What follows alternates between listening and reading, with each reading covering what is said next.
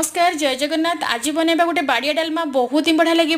चलतु फास्ट परिबा गुड़िक काटिदेबा तापर डाली नबा हरड़ डाली मुग डाली बुट डाली परिमाण टे कम नबा ताकू टे भाजीदेबा। तापर गोटे डालमा मसला प्रिपेयर करबा।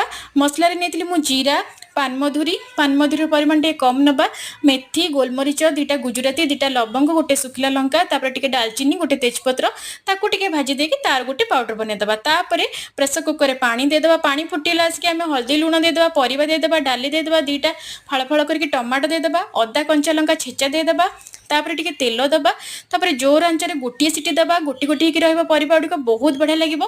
तापर मु एपटे घिओ छुंक दे देथिली तापर डालमा देली तापर टिके नड़िया देली जो डालमा मसला प्रिपेयर करथिली सेटा देली बढ़िया फ्लेवर आसला बढ़िया बास्ना ही होउतला। तापर लंका गुंड दबा तापर देखंतु हमर डालमाटा एते टेस्ट लागुतला बहुत बढ़िया लागुतला। आपण माने एई प्रोसेस रे करके खांतु बहुत ही बढ़िया लगिबो। आ यदि मो चैनल को सब्सक्राइब करनांती ताले सब्सक्राइब करि नियंतु।